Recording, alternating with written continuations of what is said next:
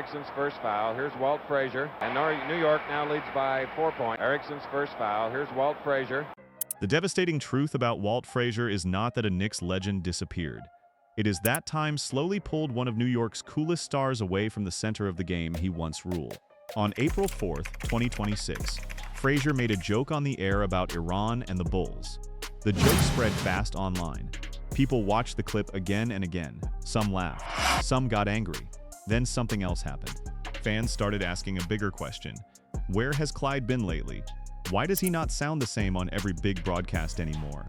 And if you want more forgotten icon stories like this one, use the hype feature and give this video some hype, because stories like Clyde's deserve to be pushed back into the light. The truth here is not a scandal. It is something colder and quieter. It is the slow fade that happens to almost every legend eventually. Even the ones who helped build a championship team with their own two hands and their sharp basketball mind. Before we dig into what really happened, let's be honest about who Walt Frazier is. He is not some forgotten name buried in an old record book. He is a two-time NBA champion. He is a Hall of Famer, honored not once but twice. He is one of the coolest athletes to ever step onto a court in New York City. People called him Clyde because of his style, his suits, and his smooth, unhurried way of moving. Being a legend does not stop time though. It does not stop new fans from growing up without ever seeing you at your absolute best. That gap between old greatness and new attention is where this whole story really begins. Now let's go back to where this story truly starts. Before Walt Frazier was a broadcaster, before he was an older man in a sharp suit sitting beside Mike Breen, he was one of the biggest stars in New York City. This was decades ago, but the image still matters today. Frazier did not just play basketball well, he played it with style, and he lived his life with even more style. He wore custom suits tailored just for him. He drove flashy cars that turned heads on the street. He carried himself with a walk and a presence that made strangers stop and stare when he passed by. Long before modern athletes became fashion icons with millions of followers online, Frazier was already doing exactly that in real life, in real time, walking through the streets of New York like he owned every block. He earned the name Clyde because of that style. Over time, it became more than just a nickname. It became a symbol of an entire era. Fans did not simply watch him play basketball. They watched how he carried himself off the court, too. They noticed how he dressed for road trips. They noticed how calm and smooth he looked, even in the tensest moments of a playoff game. In a city like New York, where everything tends to feel loud, fast, and chaotic, Frazier stood out by staying cool, controlled, and composed. That kind of natural star power does not come along very often. It is rare, even among professional athletes. For a while, it made him one of the most talked about and photographed athletes in the entire country, admired by people who had never even watched a full basketball game. Even small details from his life became part of the legend. Frazier was known for carrying a dictionary with him while traveling, always looking for new words to use later in conversation or in a broadcast booth. That small habit says a lot about the man. He was not just interested in looking good. He was interested in sounding sharp, in staying clever, in never being caught without something interesting to say. That fame was not just built on style, though. It was built on real, undeniable basketball success as well. Frazier helped lead the Knicks to their only 2 NBA championships in the 1969-70 season and again in the 1972-73 season. Those 2 titles remain the only championships in the entire history of the New York Knicks franchise. Think carefully about what that means. Decades and decades have passed since those wins, and the Knicks organization still points back to Frazier's era whenever fans talk about the true golden age of the team. That is an enormous legacy for one player to carry on his shoulders. It is also, in a strange and painful way, part of what makes his story feel harder as more years continue to roll by without another title to match it. And one of those championship moments truly was extraordinary. It might be the single most famous performance of Frazier's entire career. It happened during the 1970 NBA Finals, in a tense and unforgettable Game 7. The Knicks were fighting desperately for their very first championship in franchise history. Their star center, Willis Reed, was seriously hurt and unable to move normally. Nobody watching that night knew if Reed would even be able to step onto the court at all. When Reed limped slowly out of the tunnel before the game began, the entire crowd erupted with raw emotion. It remains one of the most legendary moments in all of basketball history. But here is a part that often gets pushed aside in the retelling. Reed did not carry that game alone. It was Walt Frazier who truly took control of it. Frazier scored 36 points that unforgettable night. On top of that scoring outburst, he handed out an incredible 19 assists to his teammates. And as if that were not already enough, he also pulled down 7 rebounds. Those numbers are not simply good for a basketball player.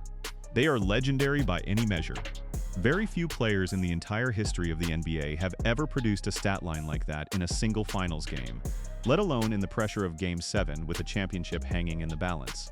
Even decades later, that combination of scoring, passing, and rebounding in one single elimination game is still held up by historians as one of the finest all-around performances a guard has ever delivered on the biggest stage in basketball. Frazier controlled that game completely from the opening tip to the final buzzer. He stayed calm while everyone around him grew nervous. He stayed sharp while opponents grew tired and desperate. That single performance helped the Knicks secure their first NBA title. And it should have burned Frazier's name permanently into basketball history for every future generation to remember clearly. In a perfectly fair world, a performance that remarkable would guarantee endless fame forever. Highlight shows would replay it constantly, year after year. New fans discovering basketball would learn about it within their very first few weeks of following the sport. But here's where the story quietly turns sadder. For many younger fans watching basketball today, that legendary Game 7 performance feels like something out of a dusty old textbook rather than living basketball history. It happened long before modern color broadcasts were common in most households. It happened long before smartphones, before social media feeds, before instant highlight clips that spread within minutes. Younger viewers never got the chance to watch it unfold live, in real time, with real emotion. To many of them, it can feel more like a story someone told them once, rather than a moment that genuinely helped shape the sport they now love. That disconnect is not fair to Frazier's legacy.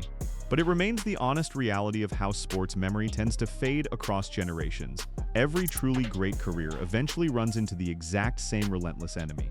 That enemy is never another player standing across the court. It is time itself working slowly and quietly through the human body, no matter how talented that body once was. For Frazier, that enemy first appeared through his knees. By the late 1970s, Frazier began struggling with serious and painful knee problems. Those same knees had once made him one of the quickest, most disruptive defenders anywhere in the entire league. His remarkable speed and precise footwork had always been a massive part of what made him truly special on the defensive end of the floor. When his knees began failing him, all of that hard-earned speed slipped away as well, and there was absolutely nothing he could do to stop that slow, painful process from happening. Eventually, Frazier was traded away from the Knicks, the only team he had ever known, to the Cleveland Cavaliers. That alone was already a difficult moment for loyal Knicks fans, watching their beloved championship hero suddenly wearing a completely different uniform on television. But things did not get any easier for Frazier once he arrived in Cleveland. His nagging injuries continued to hold him back at every turn. The same player who had once dominated an entire Game 7 of the NBA Finals was now fighting just to remain on the court during an ordinary regular season game. This is one of the harder chapters in this whole story, because it clearly shows how physical decline can quietly dismantle even the most gifted and celebrated careers, piece by painful piece. Frazier officially retired from professional basketball in the year 1980. There was no giant scandal attached to that quiet ending. There was no controversy surrounding his final games. It was simply the slow, painful result of years and years of constant wear and tear finally catching up with his body. In some strange way, that kind of gradual ending is actually harder to talk about than a dramatic sudden one, because there is no single dramatic moment for people to point back to later. There is only a slow fade game after game, season after season, until the very player once feared across the entire league on defense could no longer keep pace with the speed of the sport he had spent his whole life mastering. If Frazier's playing career had ended under different circumstances, his legacy might feel far stronger today across the entire country, not just within New York City itself. But something else happened afterward that made his story even more complicated to untangle. The Knicks, the very team he had personally helped bring championships to, went through one of the longest and most painful championship droughts in the entire history of the NBA. For more than 50 years following Frazier's playing era, the Knicks organization did not manage to win another single title. That is an absolutely enormous gap in time. It means entire generations of basketball fans grew up watching the Knicks struggle year after year without ever once seeing the team lift another championship trophy of their own. Think carefully about what that reality means for how casual fans remember Frazier today. In cities where local teams keep winning titles regularly, older legends naturally stay fresh in people's minds because each new championship constantly reminds fans of the ones that came before it. But when a franchise goes decades without winning anything meaningful, the older championship stories slowly start feeling more distant, almost like local folklore instead of recent living history. Frazier's greatness stayed genuinely strong within New York City, among longtime fans who remembered those glory years clearly and personally. But nationally, in cities far away from Madison Square Garden, his story slowly became far less discussed. Fewer national highlight reels featured him. Fewer national retrospectives mentioned his name. Fewer casual young fans across the country ever stumbled across his story at all. That reality is one of the harder truths buried inside this entire story. Being a two-time champion should, in theory, protect a player's legacy forever, no matter what happens afterward. But when the very franchise carrying that legacy stops winning for two entire generations, even a truly great career can slowly transform into a mere history lesson instead of a living, breathing memory shared by an entire fan base. Frazier did absolutely everything right during his time on the court. He simply had the terrible misfortune of watching his beloved franchise go quiet for far too long after his playing days ended. That said, the basketball world itself never fully forgot him, even during the leanest years for the Knicks. Frazier was a 7-time All-Star during his playing career, and he remains, to this day, the Knicks' all-time leader in assists. In October of 2021, the NBA officially named him to its 75th anniversary team, a formal recognition reserved for only a small handful of the greatest players the league has ever produced. Just days later, on November 1st, 2021, the Knicks honored Frazier and the other players from that list at Madison Square Garden. So while casual fans outside New York may have slowly lost track of him over the years, the league itself, and the numbers he left behind in the record book, never stopped confirming exactly how great he truly was. Most retired players, once their playing careers officially end, slowly fade completely out of the public eye over time. Frazier refused to let that particular fate happen to him. Instead, he reinvented himself in a completely different role within the same organization. He became a broadcaster for the New York Knicks. According to MSG, Frazier began his broadcasting career there back in the year 1987. He started out working in radio before eventually transitioning over to television broadcasts. That represents an incredibly long career spanning multiple decades, sitting courtside night after night and describing the very game he once dominated as a championship player. As a broadcaster, Frazier developed an entirely new kind of fame for himself. He became known throughout the league for his colorful vocabulary, his clever rhyming phrases, and his smooth, relaxed way of talking casually through an intense basketball game. He built genuinely strong on-air chemistry with longtime play-by-play announcer Mike Breen over many years together. Together, the two of them became one of the most recognizable and beloved broadcast pairs in the entire NBA. Frazier's unusual style of speaking, full of playful rhymes and creative phrases, made him stand out clearly from typical, more traditional sports announcers across the league. It gave him an entirely new second identity, one that many fans eventually came to love just as much as they had loved his playing career. That second career brought him genuine, well-earned recognition too. In the year 2022, Frazier received the prestigious Kurt Gowdy Media Award. This achievement made him the very first person in history to be recognized inside the Basketball Hall of Fame, both as a player and separately as a broadcaster. That is an extraordinary, almost unmatched honor within the sport. It clearly shows that his overall impact on basketball did not simply end the moment his playing days finished up in 1980. In many meaningful ways, his second career in broadcasting kept his name alive and relevant for an entirely new generation of fans who never actually got the chance to watch him play in person. The organization clearly leaned into that second career too. Back in October of 2022, the Knicks and MSG presented Frazier with a special painting to celebrate his second Hall of Fame honor, marking his broadcasting achievement in front of the home crowd. The following year, when MSG released its 2023-24 telecast schedule, the booth was once again listed as Mike Breen and Walt Frazier, confirming that his role had not quietly slipped away behind the scenes. In February of 2024, MSG built part of its Black History Month programming around Frazier himself, including an interview with fellow broadcaster Ahmad Rashad and documentary-style features exploring his career. Then, in March of 2025, the Knicks and MSG launched a birthday celebration called 80 Years of Clyde, honoring Frazier as he turned 80 years old. None of that looks like a franchise trying to quietly ease a broadcaster out the door. It looks like a franchise that kept choosing to celebrate him year after year, even as his role slowly shifted with age. But here's where the story quietly turns once again. While his broadcasting career successfully kept him visible to fans, it also gradually changed how many people came to understand him. Countless younger fans grew up knowing Frazier only as the older man sitting in the broadcast booth, the one using clever rhyming phrases and wearing bright, memorable suits, rather than as the fierce athlete who once dominated Game 7 of the NBA Finals decades earlier. His voice became familiar and comforting to a new generation. Meanwhile, his true playing greatness slowly became something people simply had to be told about secondhand, instead of something they had personally witnessed with their own eyes.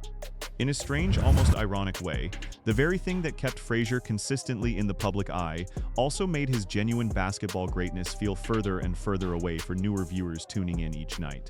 As the years continued rolling forward, more questions naturally started forming around Frazier's exact status within the organization. As of the most recent team information available, the Knicks' official broadcast listing still included Frazier by name, appearing right alongside longtime partner Mike Breen. MSG Networks also continued listing him clearly as the Knicks television analyst. Back in March of 2025, Frazier gave a candid interview in which he directly stated that he did not see retirement coming anytime soon. That represents a clear, direct statement coming straight from Frazier himself about his own personal plans going forward. At the same time, though, Frazier openly admitted that he had cut back noticeably on traveling for road games throughout the season. He explained that he now preferred sticking mainly to home games instead of the grueling full travel schedule. For a man well into his 80s, that kind of practical adjustment makes complete and total sense. Traveling constantly across the entire country for professional basketball games is physically demanding, even for people who happen to be decades younger than him. Choosing to focus primarily on home games was a reasonable, sensible decision, not any kind of hidden warning sign of a deeper crisis. But to casual fans who were not paying particularly close attention to these details, a noticeably reduced road schedule can easily start to look like the very first sign that something more serious might be going on behind the scenes. There was, however, one real health-related moment worth mentioning honestly and clearly here. On April 25, 2025, Frazier missed the Knicks' local broadcast covering Game 3 of their playoff series against the Detroit Pistons. On the air that night, Mike Breen calmly explained that Frazier's voice had been giving him trouble recently, and that he was feeling just a little bit under the weather overall. That single explanation represents the full extent of the verified public information available on this particular incident. There was no announcement whatsoever describing any hospital stay. There was no official statement describing any kind of serious ongoing medical condition. Just days later, promotional material released by MSG clearly showed Frazier back on the call for Game 5 of that very same series. That remarkably quick return strongly suggests a short temporary illness rather than anything more serious or long-lasting. Still, for a broadcaster well into his 80s, even a single missed broadcast can quietly spark unwanted rumors online. When fans do not receive a clear, immediate explanation right away, they naturally tend to fill that uncomfortable silence with their own personal guesses. And those guesses are not always fair, kind, or even remotely accurate. A single missing voice during one broadcast, even for just one night, can quickly spiral into online chatter suggesting something far more serious than the actual boring truth. That appears to be exactly what happened here in this particular case. One missed telecast, caused simply by a sore voice and a mild case of feeling unwell, became a small but persistent seed of doubt that lingered in people's minds long after Frazier had already fully returned to work. It helps to remember that this pattern is not unique to Frazier. Plenty of longtime broadcasters in nearly every sport eventually reach a stage where their bodies simply need more rest between games. A tired voice after months of travel is common. A missed night here or there, followed by a full recovery days later, happens quietly all the time and rarely makes headlines for younger analysts. The only reason it became a story at all for Frazier is because of who he is and how closely fans watch him. His fame turned an ordinary, forgettable moment into something people felt they needed an explanation for. Then came the highly anticipated 2026 NBA Finals. A moment that should have felt like pure celebration for longtime Knicks fans everywhere, especially for someone like Frazier, who had personally waited decades to see his franchise finally return to that grand stage once again. Instead, for many fans watching closely, it became yet another confusing chapter within his ongoing story. When the Knicks finally reached the finals in 2026, the national broadcast crew assigned to those particular games was made up entirely of ABC and ESPN's own dedicated team, including familiar names like Mike Breen, Tim Legler, Richard Jefferson, and Lisa Salters. Frazier himself was simply not included as part of that particular national broadcast crew for those specific games. For a casual fan simply flipping on the biggest games of the entire year, not hearing Frazier's warm, familiar voice during the Knicks' very first finals appearance in decades could easily feel alarming or even upsetting. It is completely natural to wonder why the man so closely and personally tied to Knicks basketball history was suddenly missing from the single biggest moment the franchise had experienced in an extremely long time. But the actual explanation here is refreshingly simple and has absolutely nothing to do with Frazier's health or his current standing with the organization. National broadcasts covering the NBA Finals are always controlled directly by national television networks, not by individual local team broadcasters like Frazier. His usual long-standing role has always been specifically tied to local Knicks telecasts throughout the regular season, not to national coverage controlled entirely by outside networks like ABC and ESPN. While he was not personally included in that particular national broadcast booth, Frazier certainly did not simply disappear during the finals themselves. He remained physically present around the team throughout the series. Public posts shared from his own personal social media account placed him directly at Madison Square Garden for Game 3 of the finals, held on June 8, 2026. He openly shared that he was heading toward the arena that day, expressing genuine gratitude for simply being there in person once again. That specific detail matters quite a lot within this larger story. It clearly shows that even while completely missing from the national broadcast, Frazier remained personally connected to the team, physically present inside the building, and emotionally engaged with the single biggest moment of that entire basketball season. Still, for a casual viewer only tuning into the national TV feed each night, the actual truth can look extremely different from what genuinely happened behind the scenes. Not hearing Clyde's voice during the biggest Knicks moment in decades could easily appear, on the surface, like something serious had quietly occurred behind closed doors. But the real, verified explanation is far less dramatic than that assumption.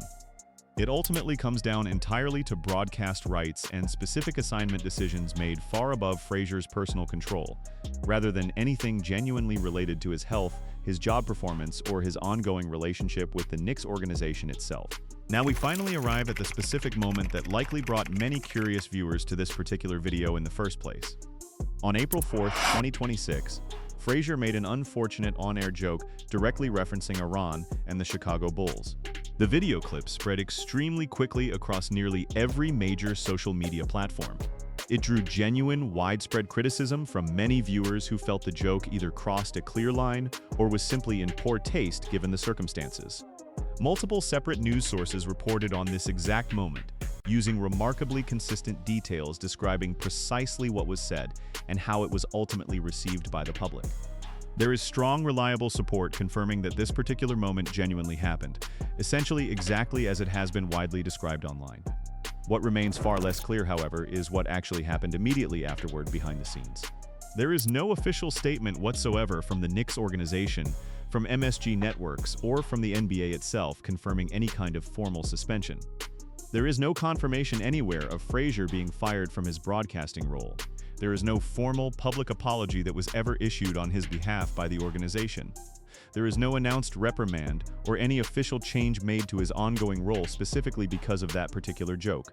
In other words, the controversy itself is entirely real and thoroughly well documented across multiple outlets. But any serious lasting consequence tied directly to it simply is not supported anywhere by available public evidence. That does not mean this particular moment was completely harmless or should simply be brushed aside without further thought. It reveals something genuinely important about the modern media landscape that Frazier now finds himself operating within. He originally built his entire broadcasting identity around being unpredictable, colorful, and refreshingly old school in his particular sense of humor. That distinctive style worked remarkably well for many decades within the traditional world of live basketball broadcasting. But within today's fast-moving media environment, where any single strange comment can be instantly clipped, shared, and viewed by millions of people within mere hours, that exact same old-school style now carries brand new risks that simply did not exist earlier throughout most of his long broadcasting career.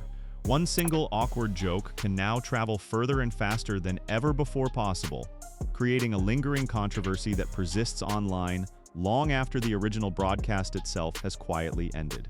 Despite all the criticism generated from that particular moment, the available evidence clearly shows that Frazier's overall public life did not fall apart afterward in any meaningful way. In fact, the months that followed tell a remarkably different story altogether. One genuinely filled with honors, meaningful public appearances, and real celebration, rather than any visible sign of decline or public disgrace. On May 16, 2026, Long Island University honored Frazier directly and had him personally deliver a commencement address to that year's graduating students. That is simply not something ever offered to someone who is hiding away from public life or privately dealing with a serious personal crisis behind the scenes. It genuinely takes real planning, careful preparation, and active public engagement to stand confidently in front of an entire graduating class and speak meaningfully to them. Later that very same month, in late May of 2026, Frazier appeared publicly alongside fellow Knicks legend Patrick Ewing to jointly present the Eastern Conference Finals trophy. That represented a major, highly visible, nationally televised moment occurring during one of the most genuinely important stretches in modern Knicks franchise history. As already mentioned earlier, Frazier was also personally present at Madison Square Garden for Game 3 of the NBA Finals on June 8, 2026, openly sharing his excitement about simply being there through his own personal social media posts that day. Then, on June 18, 2026, Frazier proudly appeared at the Knicks' official championship parade after the team had finally won another long-awaited title. Multiple major news outlets, including NBA.com, the Associated Press, and Reuters, all thoroughly documented his personal presence at that historic parade. His own Instagram posts from that particular day expressed genuine, heartfelt gratitude toward the entire city and toward all the loyal fans who had faithfully supported the team for so very long.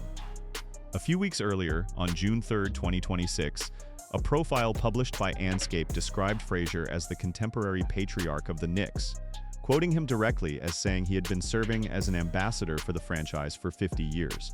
That is not the language used to describe someone drifting away from an organization. It is the language used to describe someone the organization still leans on for meaning and identity. And after the Knicks finally won the championship on June 14, 2026, Frazier publicly shared his gratitude simply for having lived long enough to witness another title. It was a small, human moment, but it fit the larger pattern perfectly.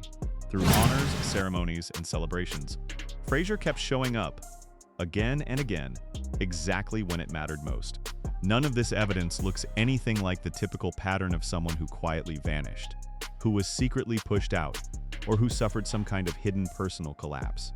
Instead, it clearly paints a picture of a man who has simply shifted roles gradually over time. He is no longer the every single game, every single road trip broadcaster that he once was decades earlier. He has instead become something slightly different within the organization.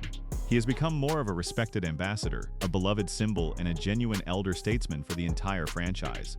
Someone specifically brought out for major ceremonial moments, rather than expected to appear at every single broadcast throughout an entire grueling season. So what actually happened to Walt Frazier when you strip away all the online noise and simply look at the verified facts? After carefully going through all the real available evidence, the honest answer turns out to be far less dramatic than the wild online rumors originally suggested. He simply got older. That is a basic fact of life that eventually touches absolutely everyone, no matter how genuinely great they once were during their prime. He gradually reduced his overall travel schedule, choosing instead to focus primarily on home games rather than continuing an exhausting full travel schedule across the entire country. He missed exactly one broadcast due to a relatively minor illness affecting his voice, and he returned confidently to work again just days later, exactly as originally planned by everyone involved. He gradually became less of a constant everyday presence for casual fans located outside of New York City, specifically partly because of the Knicks' extremely long championship drought, and partly because his newer broadcasting identity naturally overshadowed the fading memory of his earlier playing days for younger viewers who never personally saw him compete on the court. He was simply not included as part of the national broadcast crew for the 2026 NBA Finals, not because of any personal failure or wrongdoing on his part, but purely because of how national broadcast rights happen to be structured completely separately from local team broadcasts.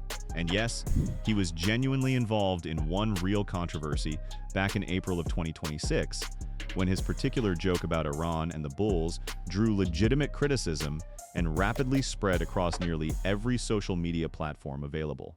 But through absolutely all of that, there remains no solid evidence whatsoever that Frazier was ever formally fired from his position. There is no evidence anywhere confirming that he was officially suspended. There's no evidence at all of some hidden major health crisis being deliberately covered up behind closed doors. There's no evidence suggesting he was quietly forced out of his long-standing role within the Knicks organization. Every single piece of verified credible evidence instead consistently points toward a proud franchise legend who has simply slowed down naturally with advancing age exactly as any person eventually does over time, while still remaining deeply and genuinely connected to the team and the city that originally made him famous in the very beginning. Walt Frazier helped bring the city of New York its only 2 NBA championships in franchise history. He transformed himself into one of the most stylish and instantly recognizable professional athletes of his entire era. When his playing career eventually ended because of persistent injury, he did not simply disappear from public life.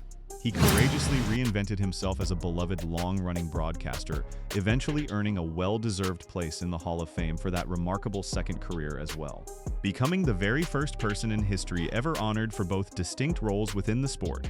He has continued proudly showing up for major Knicks moments well into his 80s. From delivering honorary commencement addresses, to presenting championship trophies, to standing proudly on a parade route, finally celebrating a title decades in the painful making. Yes, one single joke created real, undeniable controversy back in the spring of 2026. Yes, his overall road schedule has genuinely shrunk somewhat with advancing age. Yes, an entire generation of younger basketball fans today knows him far more as a beloved broadcaster than as the fierce, dominant player who once dropped 36 points and dished out 19 assists in a legendary Game 7 that helped define Knicks history forever. All of that is genuinely true, and none of it should simply be ignored just to make his overall story feel more comfortable or convenient to tell. But here's the deeper, more honest truth buried underneath all of it. Walt Frazier did not vanish from public life. He was not destroyed by scandal, by injury, or by advancing age. What actually happened to him is something quieter, and in its own particular way, sadder than any single dramatic headline could ever fully capture on its own. Time did what absolutely no defender on any basketball court could ever manage to accomplish. It slowly and steadily pushed Clyde away from the very center of the game he once completely ruled, gradually replacing his constant nightly presence with something closer to a quiet, deeply respected legacy instead. He is still here today. He is still genuinely honored by the organization and the fans alike. He is still, in the truest and most complete sense, a Knicks legend through and through, even if the spotlight surrounding him no longer shines quite as brightly or as constantly as it once did throughout his remarkable championship years. Maybe that is the real lesson hiding inside this story. Fame built on youth and speed was always going to fade a little with time, no matter how brilliant it once was. But the fame Frazier built through style, through wit, through decades of loyalty to one city and one team, turned out to be sturdier than that. It bent under the weight of age. It bent under one bad joke. It bent under a changing media world that moves faster than he ever needed to move on the court, but it did not break. Walt Frazier is still Clyde. He is still New York's own. And whatever comes next for him, that much has never really changed at all.